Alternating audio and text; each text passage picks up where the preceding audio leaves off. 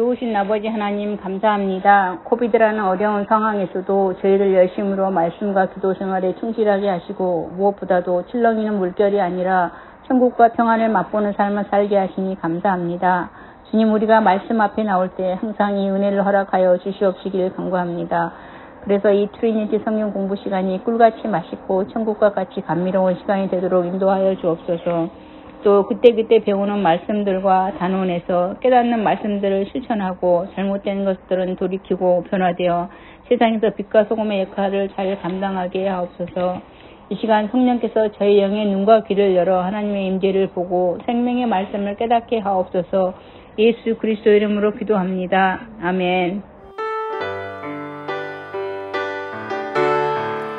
다 같이 두 손 들고 찬양합니다. 모든 영광을 하나님께,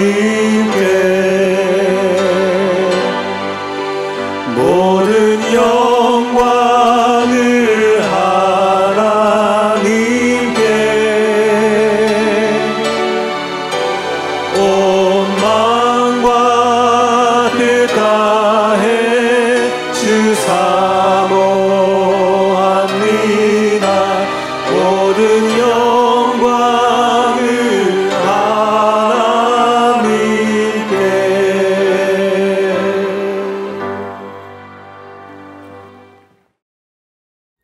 오늘 우리에게 주시는 하나님 말씀은 마태복음 18장 4절입니다. 제가 봉독해 올리겠습니다. 그러므로 누구든지 이 어린아이와 같이 자기를 낮추는 사람이 천국에서 큰 자니라. 아멘.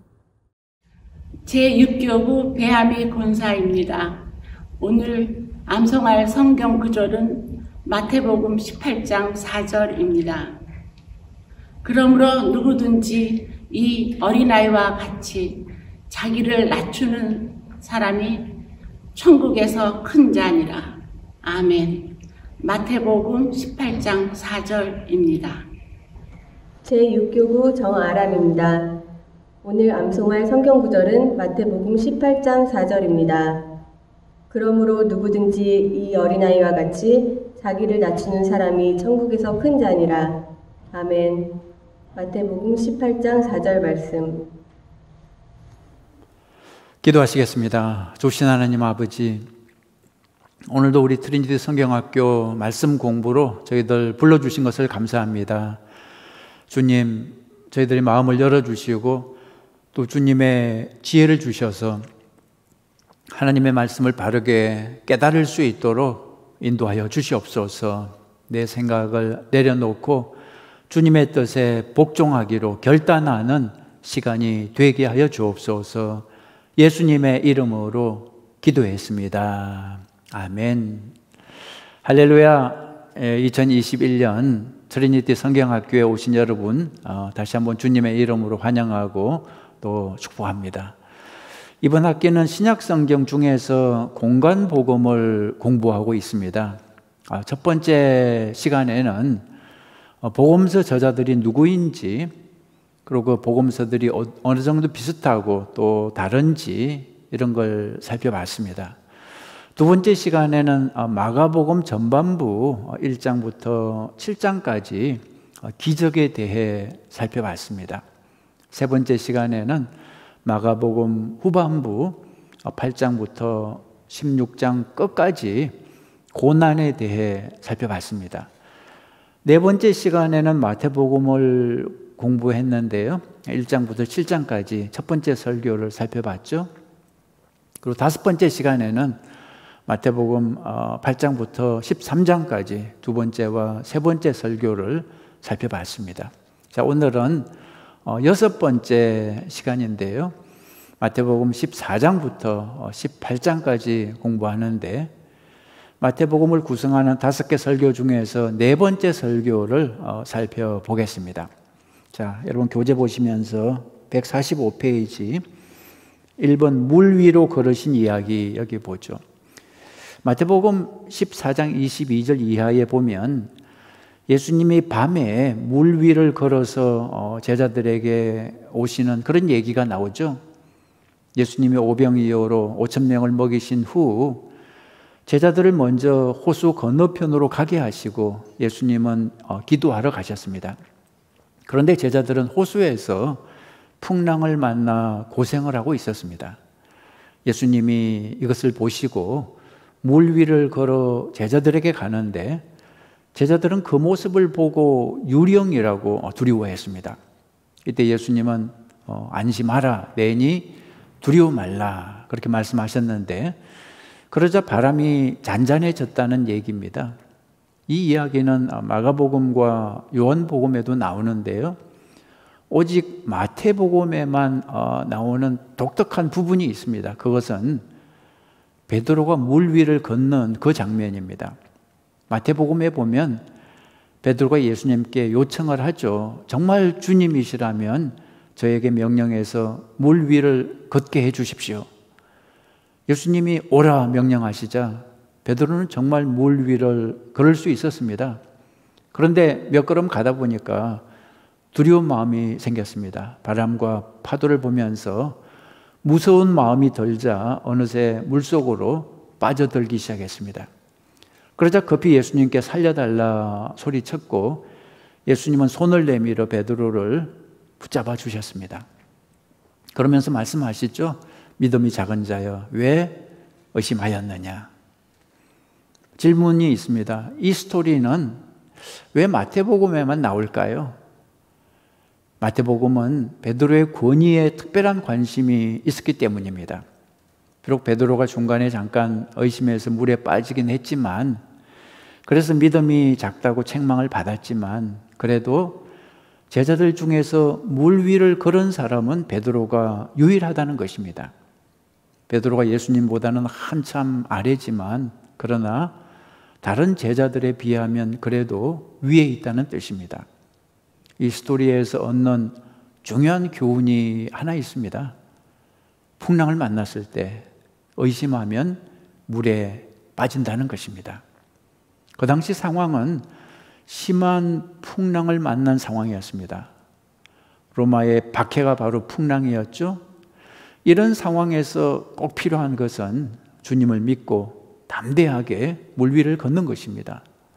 주님만 바라보면 물 위를 걸을 수 있지만 세상을 바라보면 두려움이 생겨서 물에 빠질 수밖에 없다는 것입니다. 가끔 고층 빌딩 사이에 줄을 걸어놓고 걷는 사람이 있습니다. 혹은 나야가라 폭포 위에 줄을 걸어놓고 걷는 사람도 있었죠. 줄 위를 걸을 때 가장 중요한 것은 무엇일까요? 앞만 보고 가는 것입니다. 만약에 아래를 보거나 옆을 보면 중심을 잃고 떨어집니다. 우리의 신앙생활도 마찬가지라는 것입니다. 우리의 목표이신 예수님께 집중해야 됩니다. 세상을 보고 환경을 보면 두려움이 밀려오는데 이 두려움이 우리를 떨어지게 만듭니다. 그래서 히브리서 12장 2절은 오직 주님을 똑바로 바라보라고 하는 거죠. 한국말은 예수를 바라보자 이렇게 되어 있지만 영어 성경에는 Fix your eyes on Jesus, 눈을 주님께 고정시키라는 말입니다. 여러분 가운데 혹시 풍랑을 만난 분이 계십니까? 눈을 주님께 고정하시기 바랍니다. 말씀의 눈을 고정해야 됩니다. 그래야 물속에 빠지지 않습니다. 세상을 보거나 사람을 보면 물에 빠집니다. 주님께 시선을 고정하고 주님의 말씀을 신뢰해야 됩니다. 고린도전서 10장 13절 보면 사람이 감당할 시험 밖에는 너희가 당한 것이 없나니 오직 하나님은 미쁘사 너희가 감당하지 못할 시험 당함을 허락하지 아니하시고 시험 당할 점에 또한 피할 길을 내사 너희로 능히 감당하게 하시느니라. 여러분 이 말씀을 믿으시기 바랍니다. 나에게 어떤 시험이 온 것은 내가 그 시험을 이길 수 있기 때문입니다.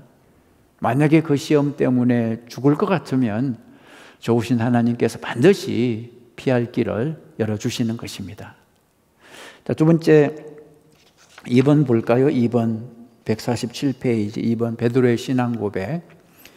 마태복음 16장 13절에 보면 예수님이 가이사랴 빌립보 지방에 갔을 때 제자들에게 질문했습니다.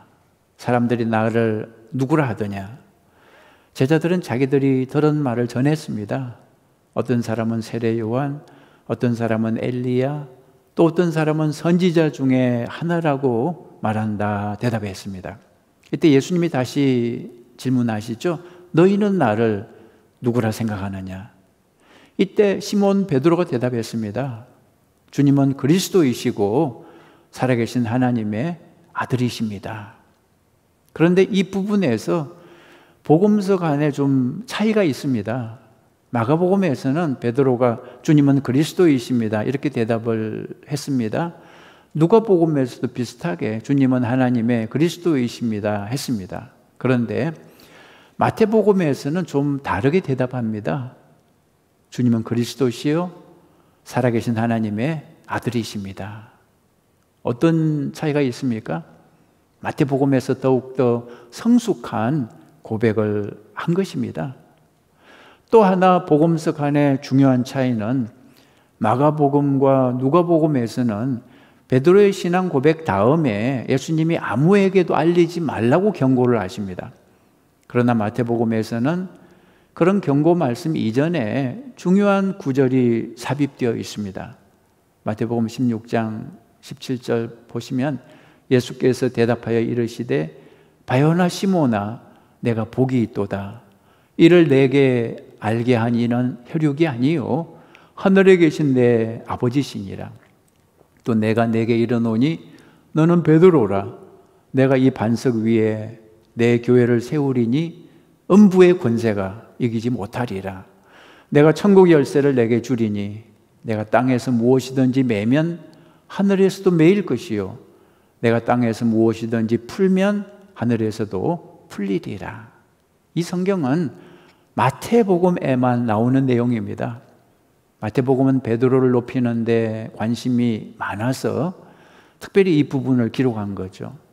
이에 더해 또 한 가지 복음서 간의 차이가 발견되는데 이 이야기 후에 예수님이 자신의 죽음과 부활에 대해 제자들에게 처음으로 알려주시는데 베드로가 나서서 절대 그렇게 해서는 안 된다고 막아서자 예수님이 베드로를 사탄이라고 책망했습니다.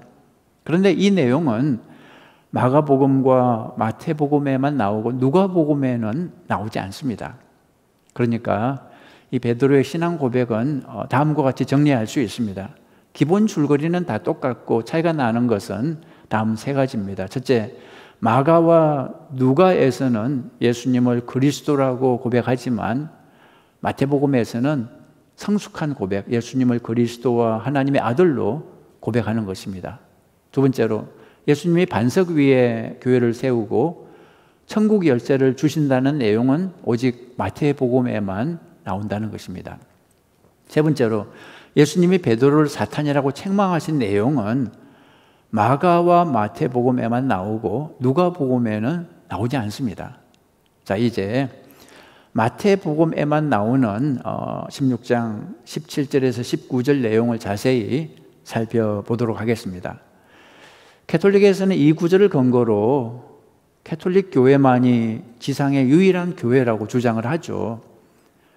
예수님께서 특별히 베드로라는 개인 위에 교회를 세우셨고 그에게 천국 열쇠를 주셨기 때문에 베드로를 초대 교황으로 인정해야 한다는 것입니다.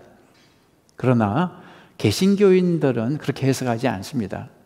우리는 그렇게 해석하지 않습니다. 이 구절의 의미는 예수님이 베드로 개인 위에 교회를 세우신 것이 아니라 베드로의 신앙 고백 위에, 즉 예수님을 주님으로 믿는 신앙 고백 위에 교회를 세우신 것으로 이해하고 있습니다.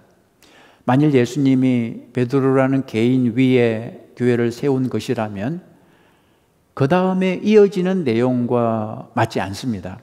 그 다음 내용은 베드로가 십자가를 반대하자 예수님이 베드로를 사탄이라고 책망하는 내용입니다. 마태복음 16장 23절에 사탄아 내 뒤로 물러가라. 너는 나를 넘어지게 하는 자로다. 내가 하나님의 일을 생각하지 아니하고 도리어 사람의 일을 생각하는도다.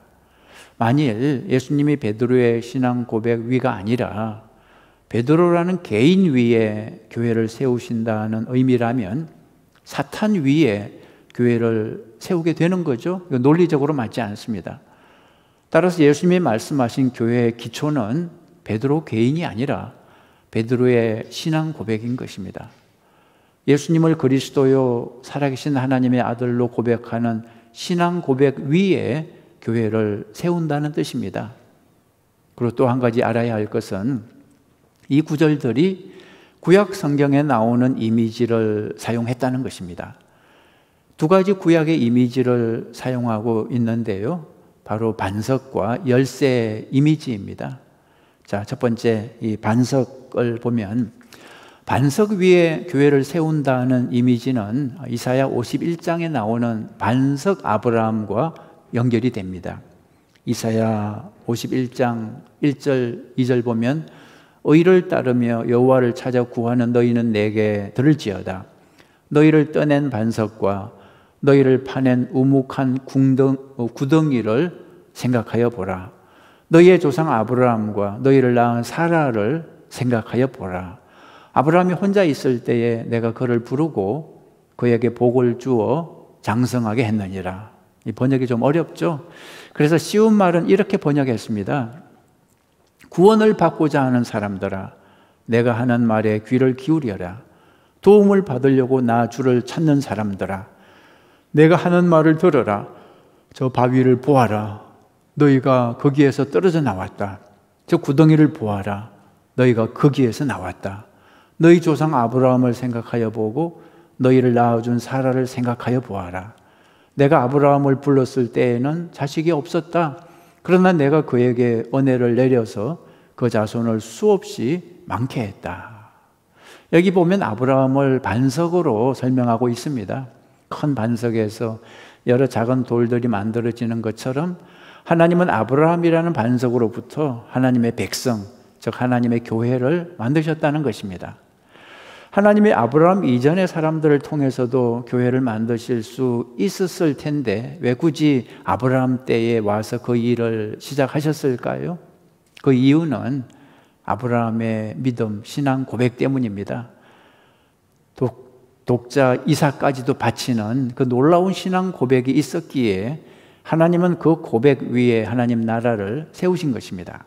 마찬가지로 예수님을 그리스도와 하나님의 아들로 고백하는 베드로의 신앙 고백이 이루어졌을 때 하나님은 비로소 그 믿음의 반석 위에 신약의 교회를 세우기 시작하신 것입니다.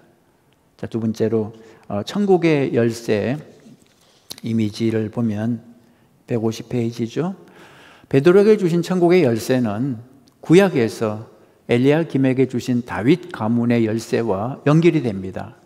이사야 22장 20절에서 22절까지 보면 그날에 내가 힐기야의 아들 내 종 엘리야김을 불러 내 옷을 그에게 입히며 내 띠를 그에게 띄워 힘있게 하고 내 정권을 그의 손에 맡기리니 예루살렘 주민과 유다의 집의 아버지가 될 것이며 내가 또 다윗의 집의 열쇠를 그의 어깨에 두리니 그가 열면 닫을 자가 없겠고 닫으면 열 자가 없으리라.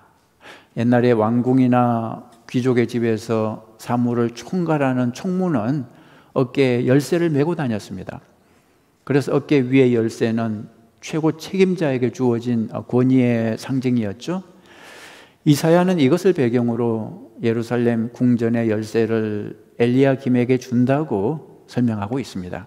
마찬가지로 예수님도 새로운 시대의 천국 열쇠를 올바른 신앙 고백을 한 베드로에게 주신 것입니다.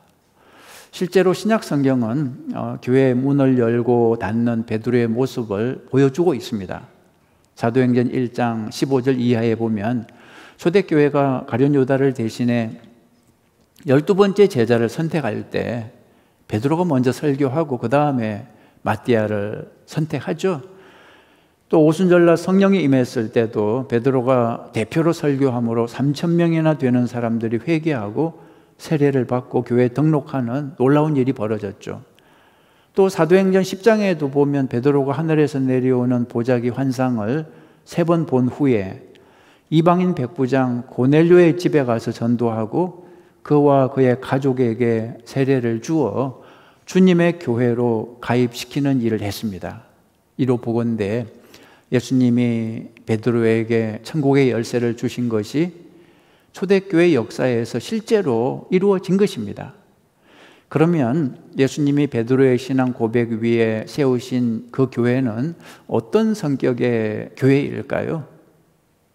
정답은 예수님이 세우신 그 교회는 선교하는 교회입니다. 선교하는 교회. 마태복음 16장 18절 또 내가 내게 이르노니 너는 베드로라. 내가 이 반석 위에 내 교회를 세우리니 그 교회가 어떤 교회냐 그러면 음부의 권세가 이기지 못하리라. 여기에 보면 음부의 권세가 이기지 못하리라 이런 표현이 나오죠. 이게 무슨 뜻일까요? 음부의 권세, 즉 사탄의 권세가 교회를 향해 공격할 때 교회가 잘 막아냄으로써 무너지지 않는다 또는 교회가 잘 방어한다 그런 뜻으로 우리가 오해할 수 있는데 원문을 보면 방어가 아니라 공격의 뜻입니다. 원문을 보면 음부의 권세를 헬라어로 번역을 하면 음부의 대문입니다. 게이스 오브 하데스, 음부의 대문. 그래서 16장 18절을 원문대로 번역하면 이렇게 됩니다. 너는 베드로라 내가 이 반석 위에 내 교회를 세우리니 음부의 대문이 견디지 못하리라. 그러니까 교회가 세상을 향해 공격할 때 음부의 권세가 견디지 못하고 무너진다 그런 뜻입니다. 그게 원문의 뜻입니다. 여러분 잊지 마십시오. 예수님이 세우신 교회는 어떤 교회입니까? 공격하는 교회입니다. 사단의 세력을 공격하는 교회입니다. 악한 세상을 공격하는 교회입니다. 그래서 선교하는 교회죠. 교회 안으로 들어오는 사람들을 환영하는 것이 교회의 근본적인 존재 목적이 아니라 사람들을 세상으로 보내서 세상을 공격하고 세상을 변화시키는 일을 하는 것이 교회의 진짜 존재 목적이라는 것입니다. 여러분 잊지 마십시오. 교회 본질은 방어가 아니라 공격입니다. 세상으로 공격해 들어가서 사탄의 대문을 부수는 것입니다. 예수님은 그리스도이시고 살아계신 하나님의 아들이라는 그 신앙 고백을 가지고 세상으로 들어가서 세상을 하나님의 나라로 변화시키는 것이 교회의 사명인 것입니다. 그런데 요즘 교회들은 이 사명을 좀 잃어버린 것 같습니다. 세상을 공격할 생각은 안 하고 자꾸 세상으로부터 분리될, 방어할 생각만 하는 것 같습니다. 그러면 안 된다는 거죠. 그렇게 하면 교회가 죽습니다. 예수님이 세워주신 교회는 본질적으로 공격하는 교회, 선교하는 교회, 전도하는 교회입니다. 사람들이 교회 안으로 들어오는 것이 교회의 존재 목적이 아니라 사람들을 교회에서 훈련시켜 세상으로 내보내 빛과 소금의 역할을 감당하게 하는 것이 교회의 존재 목적입니다. 교회가 이 사명을 감당할 때 하나님 나라를 세우게 됩니다. 교회는 선교적 사명, 전도적 사명을 깨닫고 적극적으로 세상에 들어가서 사탄의 대문을 부수는 교회가 돼야 하는 것입니다. 세 번째로 표적에 대해서 알아보겠습니다. 표적 152페이지죠.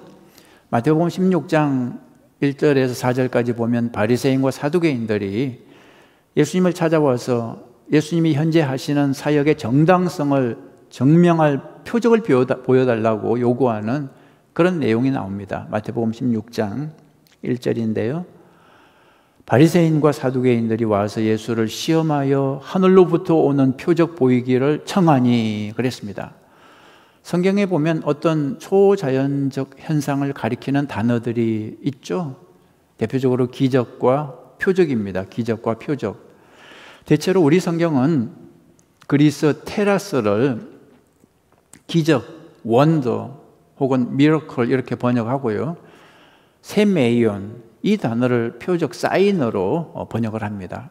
그러므로 성경에서 기적이나 표적 이런 단어를 보면 이게 둘이 원래 같은 단어가 아니고 다른 그리스 단어인 것을 알아야 됩니다.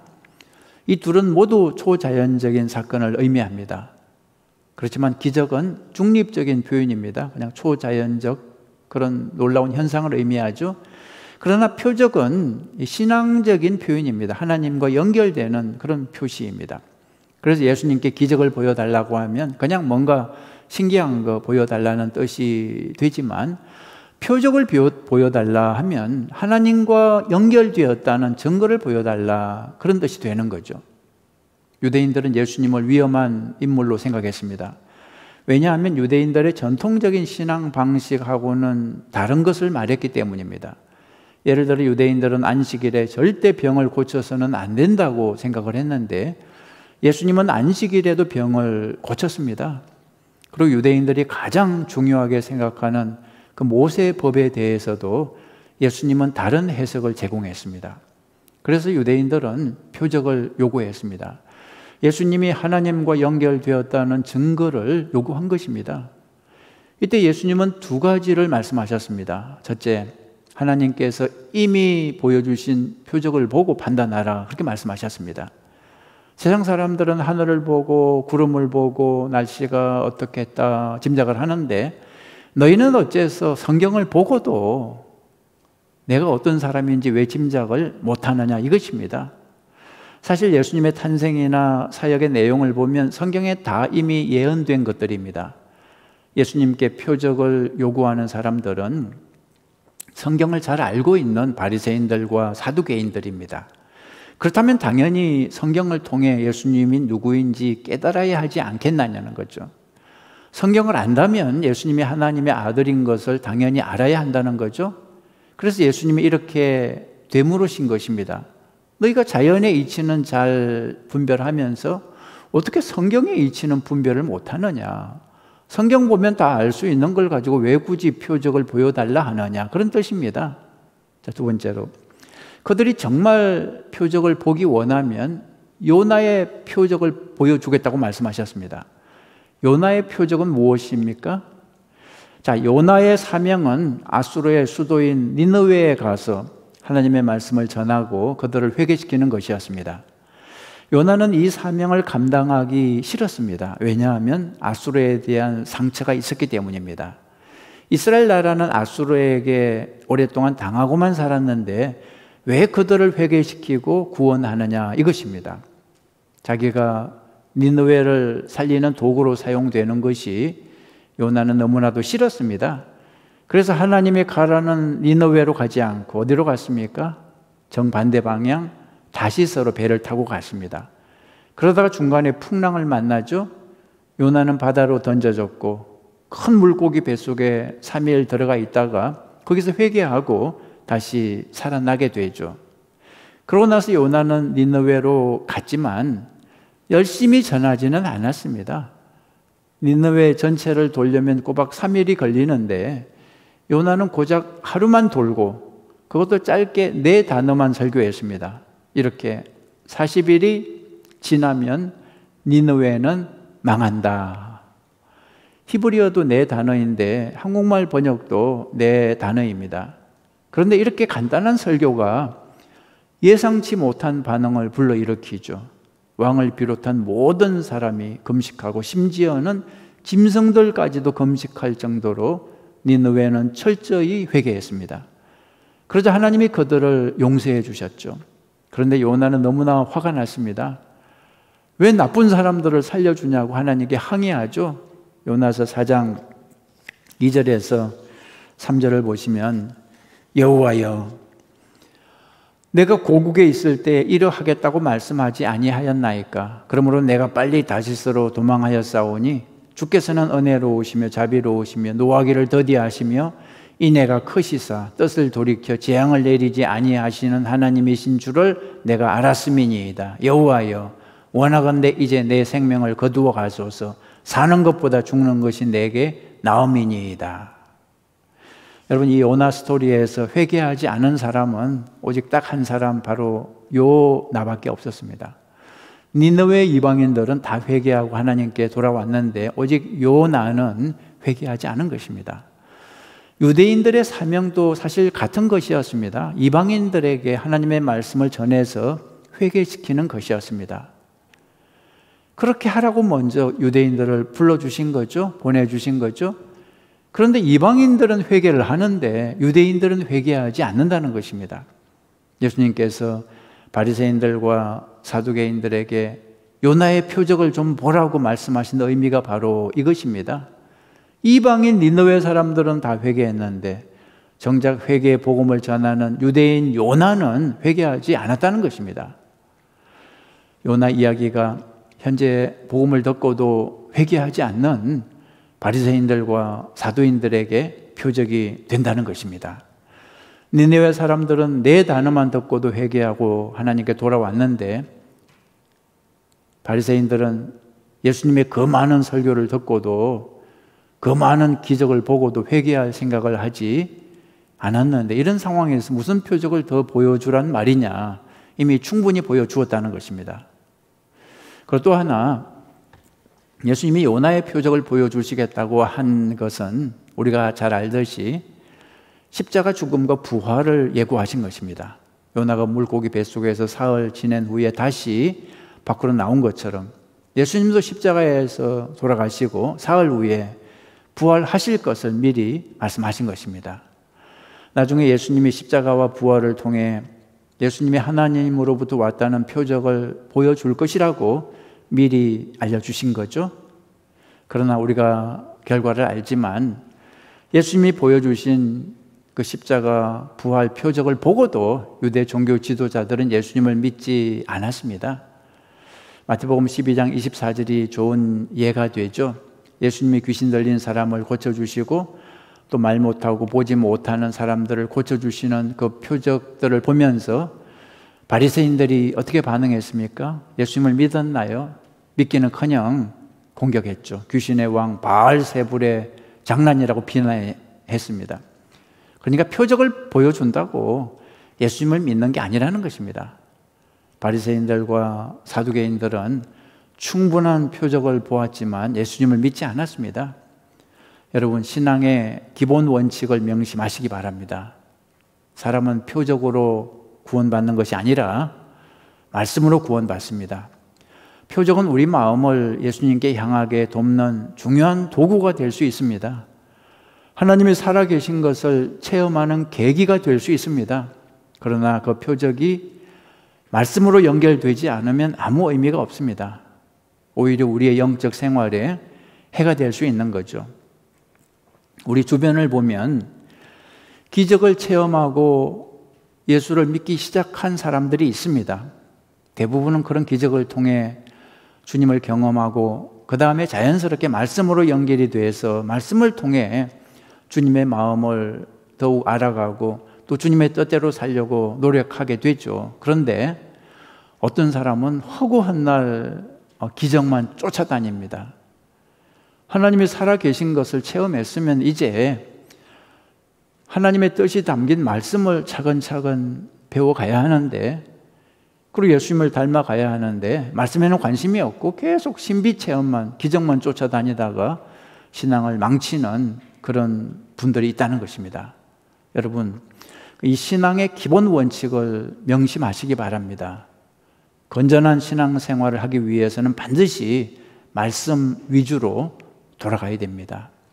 예수 믿은 지 한참 오래됐는데 아직도 기적이나 신비 체험만 쫓아다니는 분은 이제 그러지 말고 말씀 위주로 신앙생활을 방향을 바꿔야 한다는 거죠.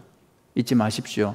우리는 표적으로 구원받는 것이 아니라 말씀으로 구원받습니다. 자, 네 번째 용서 보겠습니다. 용서.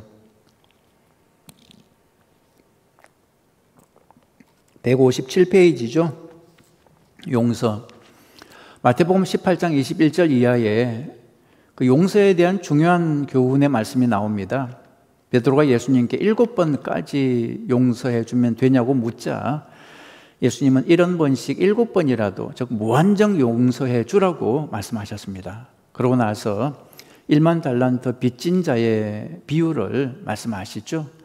왕에게 1만 달란트 빚을 면제받은 사람이 자기에게 100데나리온 빚진 사람을 용서하지 않아서 결국은 왕의 진노를 사서 감옥에 갇히는 비유입니다. 이 비유에서 우리는 용서에 대한 몇 가지 중요한 교훈을 얻게 됩니다. 자, 1번, 용서는 몇 번까지 하는 것일까요? 베드로는 최대 7번을 이야기했습니다. 베드로의 생각에 7번 용서하면 최고의 용서죠. 그런데 예수님은 70번씩 7번이라도 용서하라고 요구하셨습니다. 자, 여러분은 몇 번까지 용서할 수 있습니까? 몇 번까지 용서해야 맞다고 생각하십니까? 우리는 용서를 할 때마다 숫자를 세는 경향이 있습니다. 1번, 2번, 3번, 이제 끝이야, 못 참아 하고 분노를 쏟아내죠. 그런데 예수님이 말씀하신 것은 70번씩 7번, 즉 490번인데요. 이 정도면 사실 셀 수가 없는 것입니다. 무한대로 용서하라는 뜻입니다. 70번씩 7번 용서는 창세기 4장에 나오는 내용과 대조를 이루는데요. 창세기 4장 23절에 라멕이 아내들에게 이르되 아다와 실라여 내 목소리를 들으라. 라멕의 아내들이여 내 말을 들으라. 나의 상처로 말미암아 내가 사람을 죽였고 나의 상함으로 말미암아 소년을 죽였도다. 자기가 원수를 갚았다는 말입니다. 가인을 위하여는 벌이 7배일진데 라멕을 위하여는 벌이 77배이로다 하였더라. 이 라멕의 원칙은 철저하게 복수한다는 것입니다. 어떤 사람이 자기에게 해를 입히면 자기는 그 사람에게 77배로 복수한다는 것입니다. 그래서 라멕은 가인과 자기를 비교하죠. 창세기 4장에 가인이 동생 아벨을 죽이고 다른 곳으로 쫓겨나자 사람들이 자기를 죽일 거라고 살려달라고 호소하죠. 그러자 하나님께서 가인의 생명을 지켜주시는 조치를 해주시는데 그것이 창세기 4장 15절입니다. 여호와께서 그에게 이르시되 그렇지 아니하다. 가인을 죽인 자는 벌을 7배나 받으리라 하시고 가인에게 표를 주사 그를 만나는 모든 사람에게서 죽임을 면하게 하시니라. 가인의 경우에는 그를 해칠 때 7배의 벌을 받았지만 라멕의 경우에는 77배 벌을 받는다는 것입니다. 77배라는 단어는 또 70번씩 7번으로 번역될 수도 있습니다. 그렇다면 예수님이 70번씩 7번이라도 용서하라고 말씀하신 것이 그 창세기 라멕의 경우를 염두에 두고 그 대조를 해서 하신 말씀이 아닐까 추측할 수 있는 거죠. 뭐 그럴 수도 있고 아닐 수도 있지만 실제로 우리는 이 세상에 살면서 라멕 같은 사람을 종종 만납니다. 용서의 마음이 티끌만큼도 없는 사람이 있습니다. 자기가 피해를 입으면 몇 배 배상을 요구하고 또 몇 배 복수를 하고, 그런데 예수님은 뭐라고 말씀을 하셨습니까? 정말 하나님을 믿는 사람은 70번씩 7번이라도 용서해야 한다는 것입니다. 즉 무한정 끝도 없이 용서해야 한다는 것입니다. 자, 두 번째, 무조건 용서, 이 부분 보겠습니다. 158페이지. 자, 상대방이 잘못을 인정하지도 않고 용서해 달라고 하지도 않는데 나 혼자 무조건 용서해 주어야 할까요? 그렇지는 않습니다. 용서는 잘못했다고 인정하는 사람에게 해줄 수 있는 거죠. 누가복음 17장 4절에 보면 그것을 전제로 이렇게 말하고 있죠. 만일 하루에 7번이라도 내게 죄를 짓고 7번 내게 돌아와 내가 회개하노라 하거든 너는 용서하라. 상대방이 용서를 구하면 너그럽게 용서하라는 말입니다. 마태복음처럼 70번씩 7번은 아니지만 그러나 의미는 같죠. 무한정 용서하라는 말입니다. 그런데 문제는 용서를 이용하는 사람이 있습니다. 심지어 살인을 하고 자기는 하나님께 용서받았다고 쉽게 말하는 사람이 있습니다. 한국에서 2007년에 만들어진 밀양이라는 영화가 바로 이런 문제를 다루고 있죠. 이 영화의 주인공 신혜는 남편이 죽은 후 남편의 고향 밀양으로 아들과 함께 내려갑니다. 그런데 이 아들이 유괴범에게 납치되어 그만 살해당하죠. 세월이 지나 신혜는 그 고통을 극복하고 기독교인이 됩니다. 이제는 성경 말씀대로 살기로 결심하고 원수인 살인범을 용서하기로 그렇게 마음을 먹습니다. 그래서 교도소로 그 살인범 면회를 가는데 이 살인범이 놀라운 말을 합니다. 자기는 이미 회개했고 하나님께 다 용서받았다는 것입니다. 하나님께 용서받았으니까 당신의 용서는 필요 없다는 뜻이었습니다. 사실 진짜 신앙인 중에 이런 사람은 없죠. 하나님의 용서를 받았으니까 당신의 용서는 필요 없다고 뻔뻔스럽게 말하는 신앙인은 존재하지 않습니다. 그런데 이 영화 감독은 현 시대에도 없는 기독교인의 모습을 만들어서 마치 그게 모든 기독교인의 모습인 것처럼 기독교를 공격한 거죠. 그리고 만에 하나 그런 신자가 정말 존재한다면 그 사람은 성경을 잘못 배운 것입니다. 성경에는 그런 회개가 없습니다. 진정한 회개는 하나님께 죄를 고백함과 동시에 내가 피해를 입힌 그 사람에게 용서를 구해야 하는 것입니다. 예를 들어서 만일 내가 남의 돈을 훔쳤다면 하나님께만 회개할 것이 아니라 피해자에게 그 돈을 돌려주고 용서를 구해야 하는 것입니다. 또 예를 들어 누구에게 말로 상처를 입혔다면 하나님께 회개하는 걸로 충분하지 않습니다. 피해자에게 가서 사과하고 용서를 구해야 하는 것입니다.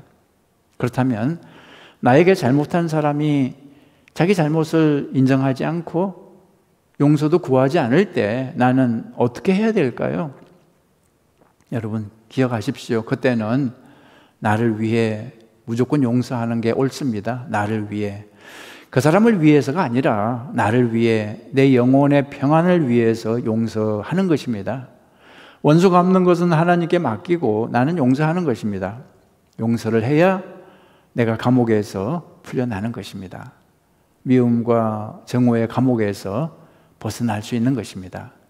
이런 경우 내가 용서를 해도 그 사람의 죄가 사라지는 것은 아닙니다. 그 죄는 여전히 남아서 하나님이 심판하시는 거죠. 자, 세 번째로 용서의 취소에 대해서 살펴보겠습니다. 160페이지 3번 용서의 취소. 주기도문에 보면 용서에 대한 구절이 나오죠. 누가복음 11장 4절에 우리가 우리에게 죄 지은 모든 사람을 용서하오니 우리 죄도 사하여 주옵시고. 그런데 이 구절을 글자 그대로 번역하면 좀 다릅니다. 우리가 우리에게 빚진 모든 사람을 용서하오니 우리 죄도 용서하여 주시옵고, 이렇게 돼 있는데요. 즉 나에게 빚진 사람들의 빚을 내가 탕감해 주었으니 내 죄도 용서해 주십시오, 이런 뜻입니다.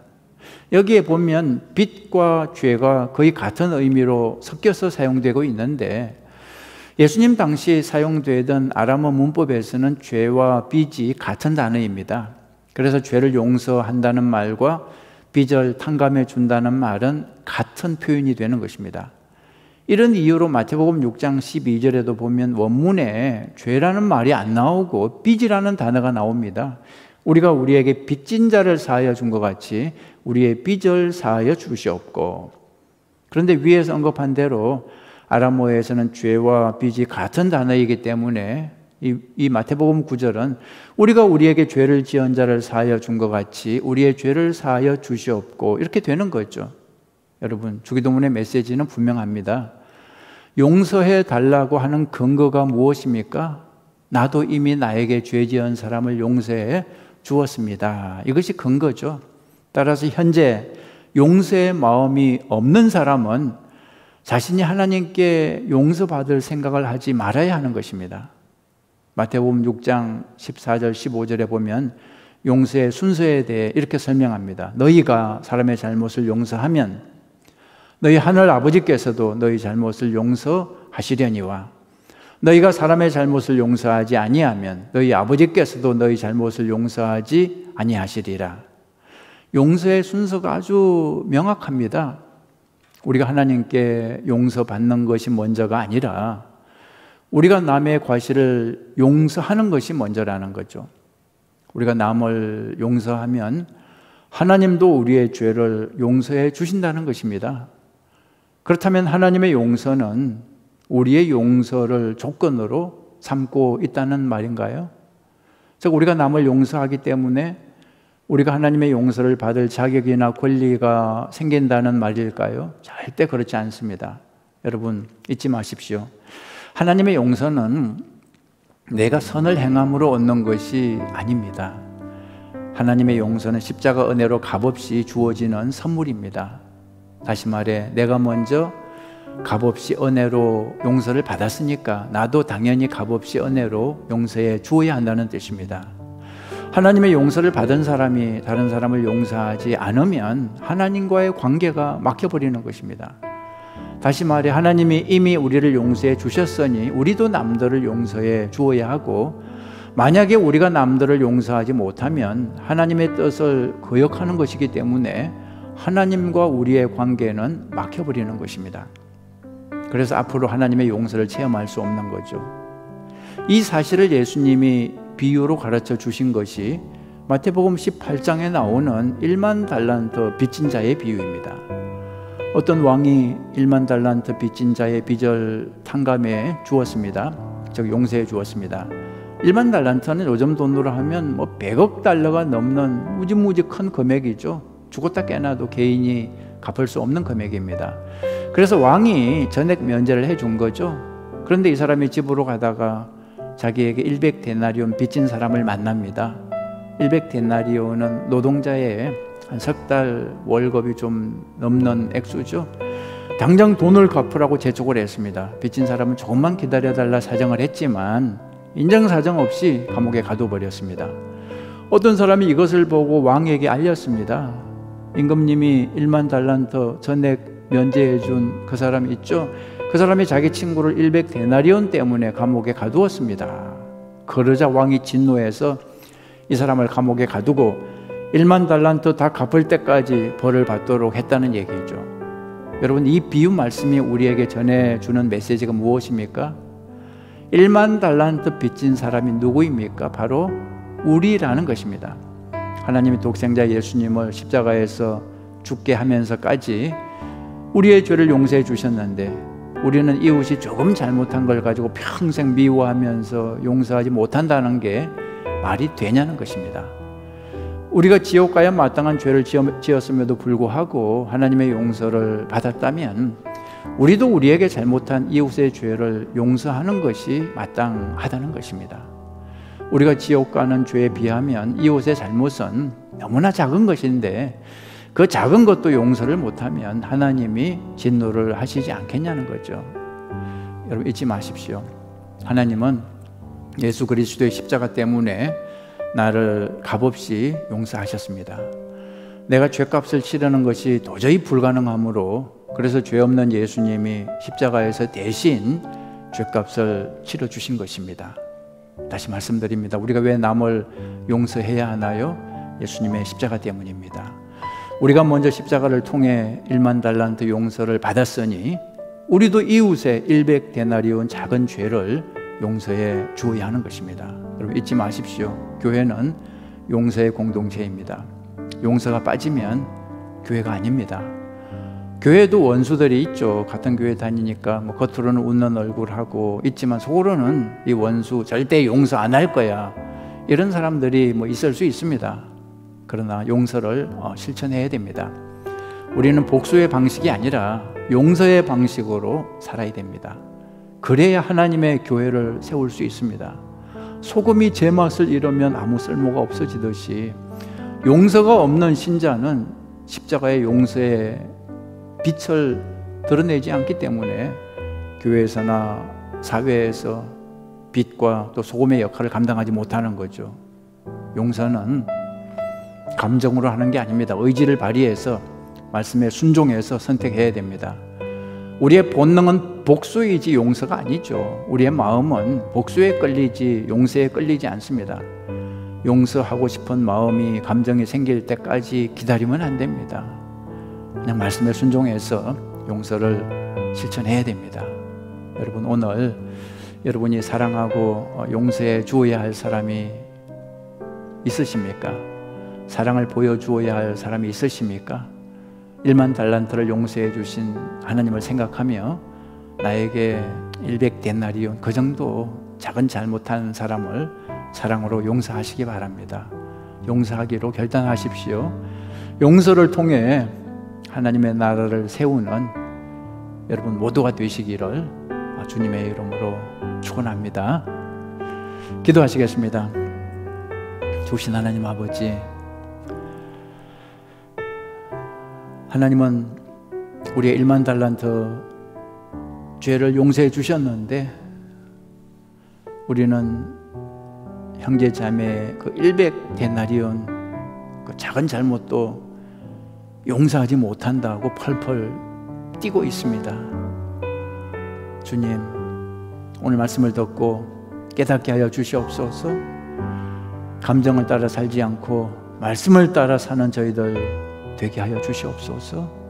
내가 1만 달란트 용서받았으니 100데나리온 당연히 마땅히 용서하는 저희들 되게 하여 주시옵소서. 하나님, 주님의 몸된 교회 안에 미움과 정오가 떠나가게 하여 주시옵소서. 용서로 예수님의 제자의 표로 삼는 저희들 모두가 되게 하여 주시옵소서. 예수님의 이름으로 기도했습니다. 아멘. 우리 자리에서 일어나시겠습니다.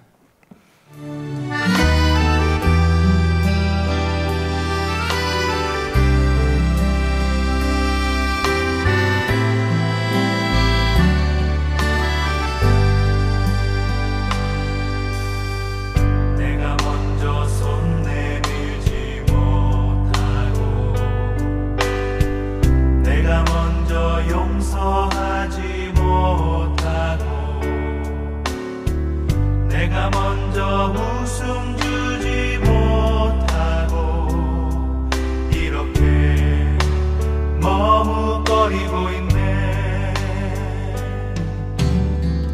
그가 먼저 손 내밀기 원했고 그가 먼저 용서하길 원했고 그가 먼저 웃음 주길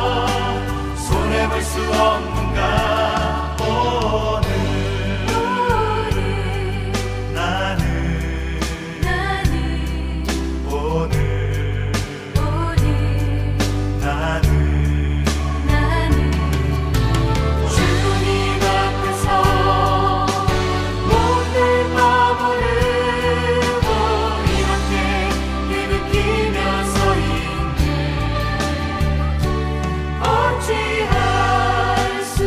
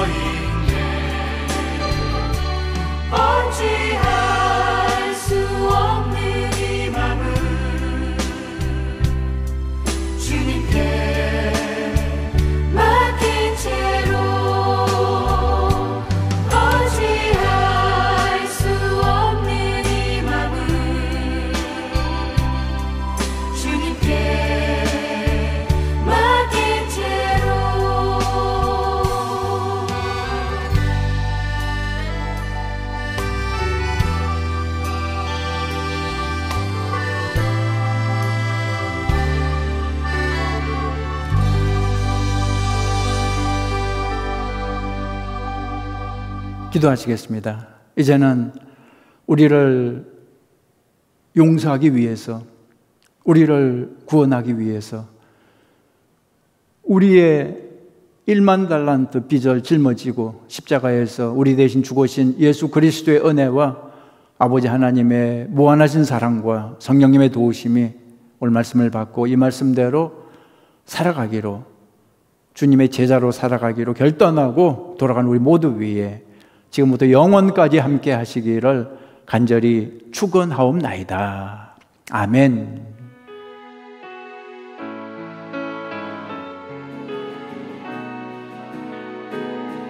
두 손 들고 찬양합니다. 두 손 들고 찬양합니다. 오실 왕 여호와께 주만이 나를 다스리네. 나 주님만을 섬기니 헛된 마음